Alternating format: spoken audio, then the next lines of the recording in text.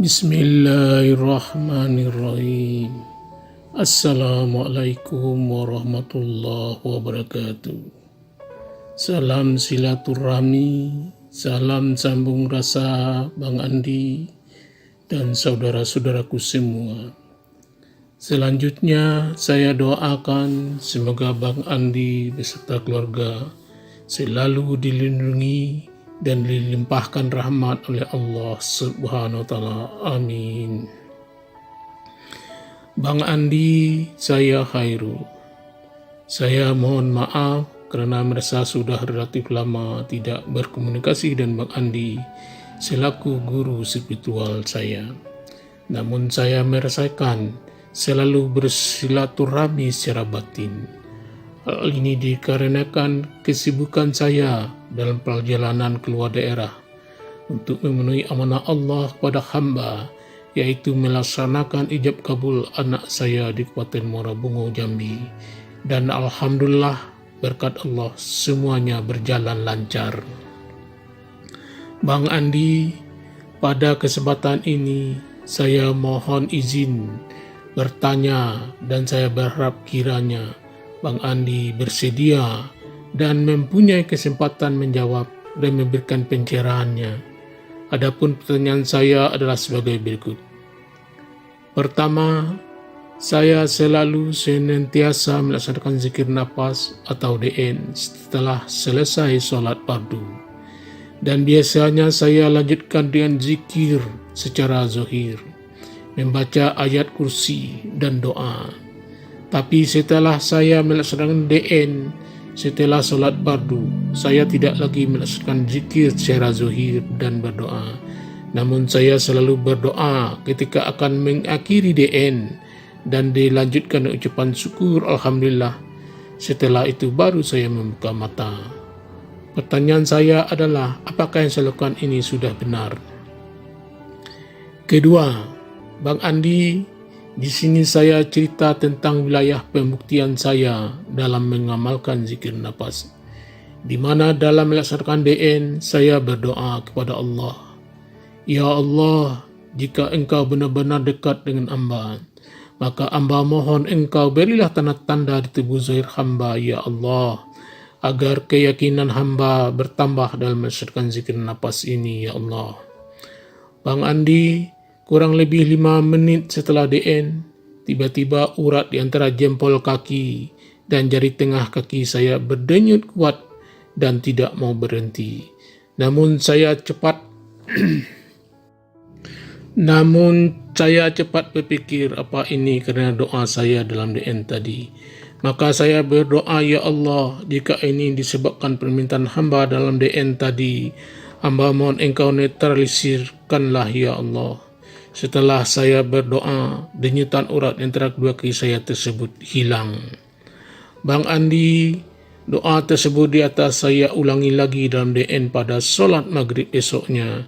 Dan ternyata kejadian yang sama terulang kembali, di mana urat antara jempol kaki dan jari tengah yang sama kembali berdenyut. Maka kembali saya berdoa, Ya Allah, mohon Engkau netralisir denyutan urat kaki saya, Ya Allah, dan denyutannya hilang. Ketiga, Bang Andi, dalam menyusun rencana perjalanan ke Muara Bungo, saya minta tolong ke adik saya agar dia bisa membantu mobilnya pada saat lamaran dan pelaksanaan ijab kabul. Jadi 2 kali perjalanan dan adik saya tersebut setuju. Dalam ber-DN saya berdoa kepada Allah, persisnya tengah DN saya berdoa kepada Allah, Ya Allah, hamba mohon bantuan Engkau, Ya Allah, agar adik hamba ini dapat membantu mengantar keluarga dengan mobilnya ke Muara Bungo. Ya Allah, hamba mohon bantuan Engkau, Ya Allah. DN saya lanjutkan.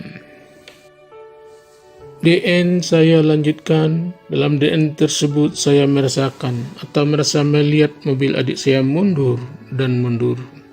Besok harinya saya berdoa yang sama dalam DN, ternyata kembali saya merasakan atau merasa melihat mobil adik saya kembali mundur 2 kali. Bang Andi, pada hari H sebagaimana yang telah direncanakan bersama adik saya tersebut, karena satu hal yang penting, adik saya tersebut tidak dapat mengantar keluarga kami ke Bungo. Ini maknanya apa, Bang Andi? Keempat, Bang Andi, dalam berDN saya merasa melihat kematian pada acara pernikahan anak saya di Morobungo.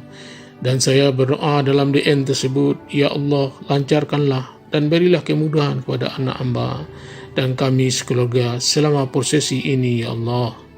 Bang Andi, ternyata ada tetangga yang sudah lama sakratul maut. Posisinya pas di depan di seberang jalan rumah calon mentu saya.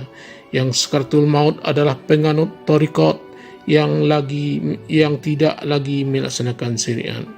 Menurut ketua adat dan kepala desa yang saya tanya. Esok harinya setelah pesta pernikahan sakratul maut itu menutup usianya. Kelima, Bang Andi, demikian beberapa pembuktian saya setelah mengamalkan DN untuk menambah keyakinan saya dalam menuju Allah dan insya Allah dapat bersua Allah. Dari rangkaian kejadian di atas, mana yang kurang pas dan tidak seharusnya silakan Bang Andi, maka saya mohon kiranya dapat memberikan pencerahan dan bimbingannya agar saya tidak salah langkah atau tersesat dalam ber-DN. Akhir kalam, saya mohon maaf jika ada kesalahan atau ada hal yang kurang berkenan. Atas pencerahan dan bimbingan Bang Andi, terlebih dahulu saya ucapkan terima kasih. Wabillahi taufiq wal hidayah. Assalamualaikum warahmatullahi wabarakatuh. Waalaikumsalam warahmatullahi wabarakatuh. Terima kasih banyak Pak Khairul doa-doanya, amin ya Allah. Jadi mengenai pengalaman zikirnya, nggak usah kita terlalu terlalu takut ini benarkah, ini salahkah, ini benarkah, ini salahkah. Kalau semua tuh jawaban tuh sebenarnya sudah ada di diri kita masing-masing ya. Kalau masih sebatas normal, tidak ada yang aneh-aneh ya, nggak ada yang salah lah. Lalu mengenai gambaran-gambaran yang Allah beritahu ketika berzikir nafas, itu anggap saja bonus ya. Bang, saya melihat diperlihatkan Allah mobil adik saya mundur ya. Habis itu kita lihat dengan kenyataannya, ternyata benar adiknya nggak bisa bepergian ya kan. Berarti kan di situ Allah sudah memberi tanda. Habis itu kita melihat ada kematian, ternyata benar. Itu sebenarnya diberi tanda. Cuman kenapa kok kebanyakan kita setelah kejadian baru ngerti, baru paham. Ketika diperlihatkan Allah kita tuh nggak paham ya. Ada dua tuh sebabnya. Sebab yang pertama agar kita tidak mendahului Allah ya. Sengaja Allah buat kita tuh nggak paham biar kita tidak mendahului Allah ya. Tapi ada juga orang yang dikasih jelas sama Allah, sesuatu akan terjadi, sebelum kejadian dikasih jelas, dan ketika kejadian ya dia sudah tahu, sudah paham.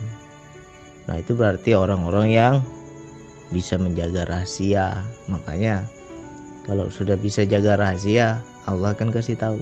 Tapi kalau bagi kita-kita yang mungkin baru dikasih sedikit saja kuasanya, ditunjukkan kuasanya, kita sudah takjub, sudah kagum, sudah heran, sudah bengong-bengong kita. Biasanya itu Allah dikasih tahu setelah kejadian baru tahu gitu. Padahal udah ada tanda-tandanya. Wah, kemarin benar Allah sudah kasih tahu ya, saya kok nggak tangkap ya. Sekarang udah kejadian kok baru paham ya. Nah, kenapa dalam berzikir nafas itu kok bisa diperlihatkan? Itu kelebihan kesadaran ya. Itulah yang sering saya jelaskan di YouTube. Melihat tanpa mata, mendengar tanpa telinga, bicara tanpa kata ya. Itulah kesadaran jiwa. Jadi kesadaran jiwa ini bisa melihat tembus, nggak ada lagi sekat ruang dan waktu, ya. Bagi orang-orang yang peka, bagi orang-orang yang mengolah jiwanya. Nah, banyak teman-teman yang bercerita kepada saya, "Bang, saya terkadang menjadi takut, Bang." Takut kenapa? Ya takut saya suudzon, takut saya berprasangka. Kenapa begitu? Karena saya dikasih tanda-tanda, Bang, katanya kan. Ya, seperti apa, coba cerita, saya tanya. Akhirnya dia bercerita, berzikir napas. Nah, dalam berzikir napas itu dia ibarat kata itu kayak keluar dari dirinya, keluar rumah dia. Ya, seolah-olah kan dia duduk di kamar tuh lagi berzikir nafas. Jadi dalam pandangan dia berdiri langsung keluar rumah, jalan-jalan dia di kampung dia itu. Dia lewati semua gang, lorong di dekat sekitar rumahnya. Nah, cuman di situ ada yang aneh, ada yang beda. Semua sepi, Bang, cuman ada satu rumah yang saya lihat ramai, Bang. Banyak kali tamu di rumah itu, katanya. Nah, apa yang kamu baca, katanya. Saya tanya, apa yang kamu baca? Saya merasa, Bang, di rumah itu kayak ada yang mau meninggal, kata dia kan. Nah, akhirnya saya bilang, simpan dulu. Kita lihat berapa hari ke depan, berapa minggu ke depan. Kalau seandainya benar terjadi, berarti Allah sudah memberi kamu pengetahuan sebelum terjadi. Yang penting kamu simpan dulu, nggak usah kamu penasaran. Ya, harus kita catat, kita ingat. Akhirnya apa? Nggak sampai 2 hari, ternyata yang dia lihat dalam zikir nafas itu benar. Penghuni rumah itu ada yang meninggal, tetangganya. Dan itu bukan sekali 2 kali, sering terjadi. Semakin lama semakin hafal. Nah, kalau kita sudah bisa seperti itu, kita memang nggak bisa apa-apa. Mau ngomong nggak bisa, mau membongkar rahasia nggak bisa. Ya itulah kelebihannya kenapa Allah memberitahu. Sebenarnya Allah tuh sayang sama kita. Biar apa, kita nggak kaget. Itu aja tujuannya. Misalkan kita sudah dikasih tahu oleh Allah sesuatu yang akan terjadi, tapi buruk, bukannya jelek, kita nggak akan bisa mengelak. Biar kayak mana pun jalan ceritanya, pasti akan terjadi juga. Nah, selama ini mungkin yang terjadi sama orang lain kita nggak masalah, tapi kalau terjadi sama keluarga kita, situ kan goyang juga kita. Kalau terjadi sama diri kita, kan goyang juga kita. Nah, seharusnya kita ambil sikap bahwa Allah memberitahu itu karena Allah sayang sama kita. Itu suatu anugerah Allah karena Allah sayang sama kita. Jadi kita ketika terjadi baik yang buruk maupun yang baik, ya kan, yang enak, yang nggak enak, kita nggak kaget, ya, kita nggak kaget lagi. Makanya ada di kampung-kampung kita dulu, orang-orang tua kita dulu, kenapa sampai dia paham? Aku nggak lama lagi, paling aku sebentar lagi udah pulang, katanya. Pamit-pamitan dia sama orang tuanya, sama keluarganya, ya kan? Habis itu dia persiapkan kuburannya sampai segitunya. Kenapa bisa seperti itu? Kenapa dia bisa tahu? Ya itulah hubungan dekatnya dengan Tuhan. Ya. Makanya dalam berzikir nafas ini kita menjaga hubungan rohani kita sama Allah. Insya Allah bonus-bonus seperti itu akan Allah berikan. Tapi itu biasanya nggak kita minta. Ya. Kalau kita minta itu nggak dapat ya. Tapi kalau kita nggak minta, dapat. Ya, jadi dalam berzikir nafas, memang selalu kan saya bilang sensasi dalam berzikir nafas itu diabaikan. Jangan sering kita terlalu pikirkan. Karena apa? Semakin tingkat penasaran kita tinggi, di situ bisikan setan masuk. Akhirnya dia belokkan itu.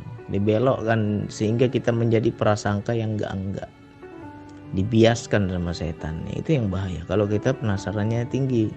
Tapi bagi orang-orang yang cuek, itu enak. Enggak kena dia bisikan setan, ya. Coba itu diperhatikan dalam berzikir nafas. Terkadang bisa sekali Allah memperlihatkan, sekali aja selintas. Habis itu bisa juga berkali-kali, ya. Kalau yang sudah berkali-kali itu biasanya sudah dalam waktu dekat itu, ya kan? Akan terjadi, biasanya begitu. Ya sedikitlah saya bercerita awal-awal saya belajar dulu. Pertama saya zikir nafas itu sendiri. Tiba-tiba dalam situ saya seperti masuk ke sebuah masjid, tapi masjidnya kok kosong gitu kan. Duduk saya di masjid itu, berzikir nafas saya di situ. Nah, tiba-tiba di belakang saya itu duduk 1 orang, 2 orang, 3 orang. Di belakang saya ikut duduk juga, seolah-olah seperti berzikir nafas juga. Begitu saya menoleh, saya lihat ke belakang, pakaiannya serba putih semua. Ngapain dia nih? Oh, mungkin berzikir juga, saya pikirkan. Nah, besok saya DN lagi. Nah, awalnya hanya berapa orang. Akhirnya besok duduk lagi tuh. Jadi bersab-sab di belakang saya itu ramai pada duduk. Besoknya lagi gitu lagi, DN lagi, kok makin ramai lagi, bertambah terus, ya. Saya abaikan saja. Awalnya saya anggap itu jin, ya. Saya anggap ini mungkin jin muslim ini. Biarlah kalau mereka betul-betul mau berzikir kepada Allah, yang penting nggak ganggu saya. Saya tetap arahkan kesadaran kepada Allah. Saya nggak tergoda saya sama mereka kan. Lurus saja kita, udah abaikan semua. Nah, sekian tahun itu baru Allah buka.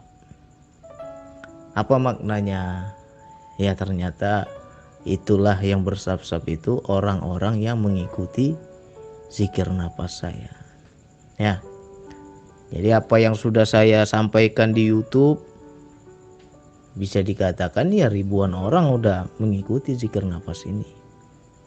Belajar dari YouTube, mengamalkan zikir nafas dari YouTube. Nah, saya menganggap yang saya lihat tadi itu di zikir nafas itu, itulah. Tapi kan nggak sebentar, itu lama. Sekian tahun baru terbukti. Buat YouTube, akhirnya banyak yang nonton, banyak yang ikut mengamalkan, banyak yang ikut belajar, ya kan. Jadi maknanya adalah pengikut, kan.